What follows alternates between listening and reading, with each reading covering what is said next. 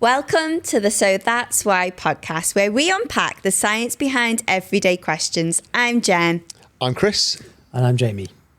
Okay, so hands up if you've ever pulled out a single strand of hair, held it up to the light and thought, when did that happen? Why does our hair turn grey?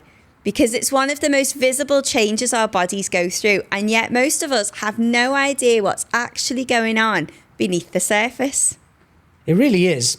And can we talk about the universal panic of finding your first grey hair? You spot one in the mirror and suddenly you're doing a full scalp inspection like you're searching for contraband. Then you're texting your mates, asking when theirs started, trying to work out if you're ahead of schedule or behind schedule. I remember my first grey hair. I was convinced it was just a trick of the light. And so I actually moved to about 3 different mirrors before I accepted that it was well and truly white. And here's something that might surprise you, that your hair doesn't actually turn grey, it grows grey. So every single strand of hair starts off completely white before pigment gets added. So when we say our hair turns grey, what we actually mean is the pigment system has stopped doing its job. So it's such a good distinction that, because so the colour we see is essentially being painted on during the growth process. Exactly right. So we have specialised cells called melanocytes, and they sit inside each hair follicle and they inject pigment into the hair as it grows. And there are 2 types of pigment. We've got eumelanin, which gives you the black and brown shades, and pheomelanin, which is responsible for blonde and red tones. Your unique combination of those 2 determines your natural hair colour.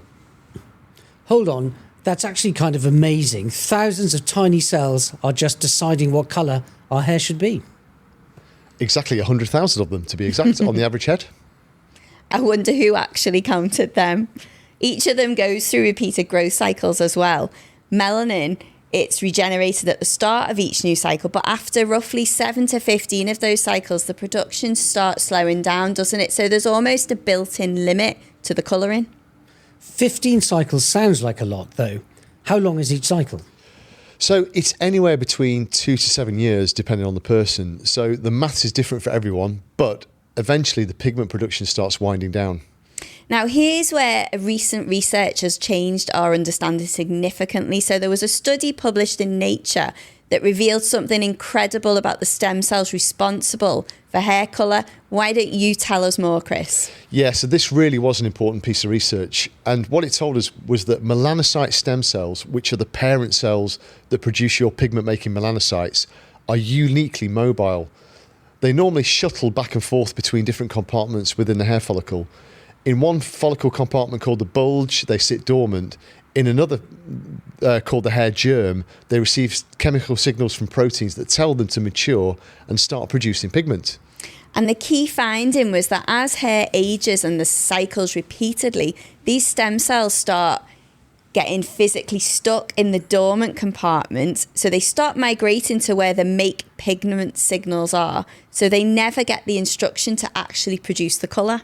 So it's not that the cells actually die, they're just stuck in the wrong place. That's like having all the ingredients for dinner sitting in the cupboard, but nobody's walked into the kitchen to actually start cooking. Yeah, that's a fair way to look at it, actually. And it's been described as those stem cells losing their chameleon-like function. And this is actually encouraging, though, because stuck cells are potentially fixable. Dead cells aren't, of course. But there's a second mechanism at work too, isn't there? And this one involves something you'd normally associate with bleach in your hair, and that's hydrogen peroxide. Absolutely right. And your hair follicles contain and produce small amounts of this hydrogen peroxide naturally as a byproduct of normal cell activity. So under healthy conditions, an enzyme called catalase breaks it down into harmless water and oxygen. But as we age, catalase levels decline, so that hydrogen peroxide builds up and starts interfering with the pigment production process. And researchers at the University of Bradford, they confirmed this when they analysed pigmented hair versus grey hair. So the grey and white hair samples contained high levels of hydrogen peroxide, whereas the pigmented hair had none. So effectively, your hair is being bleached from the inside. So your own body is giving you highlights without your permission.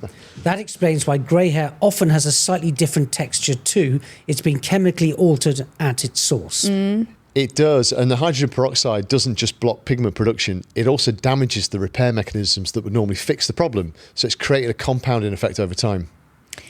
Now, one of the most interesting areas of research has been around stress and greying. So we've all heard that phrase, or you're giving me grey hair, or you're going to turn my hair grey. But there's actually science behind it, isn't there? There is, and it's a fascinating piece of work here. So in 2020, researchers at Harvard published a study that provided the first definitive mechanism linking psychological stress to grey hair.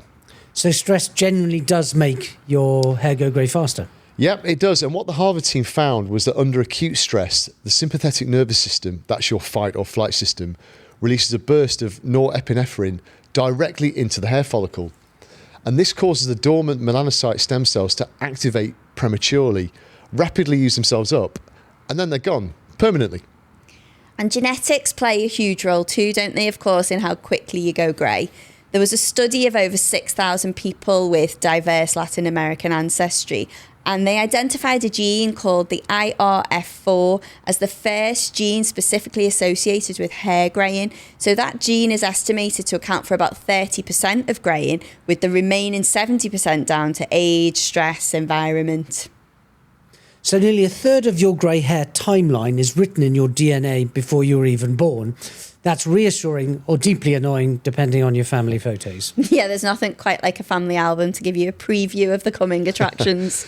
Yeah, there are ethnic patterns too. So people of European descent tend to start greying in their mid-30s. Those of Asian descent in their late 30s, and people of African descent a bit later, so typically in their mid-40s. And then there's premature greying, and that varies as well, doesn't it? So before 20 for Caucasians, before 25 for Asians, and before 30 for people of African descent. Right, so going grey at 28 might be premature in one group and completely normal in another. It's another example of why universal health benchmarks don't always work. Yeah, definitely. And for premature greying specifically, nutritional deficiencies are a factor that's often overlooked. So vitamin B12 is particularly important because that supports melanocyte function, and deficiency is one of the most common nutritional causes of early greying. So studies have found significantly lower B12 levels in people experiencing premature greying. I wonder how many people are now adding B12 to their shopping basket. Copper's another one, isn't it? It's a cofactor for tyrosinase, and that's the key enzyme in melanin production. So if you've got low copper levels, that's been directly linked with premature greying. Iron and zinc and even vitamin D and calcium have also been flagged for research too. So if you're going grey earlier than expected, it might be worth checking your nutrient levels rather than just blaming your grandparents. Yeah, that's right. And in some cases, addressing a deficiency through diet or supplementation may help slow further greying. It's worth noting that reversing existing grey hair through nutrition alone is uncommon. The biggest benefit is in preventing further progression.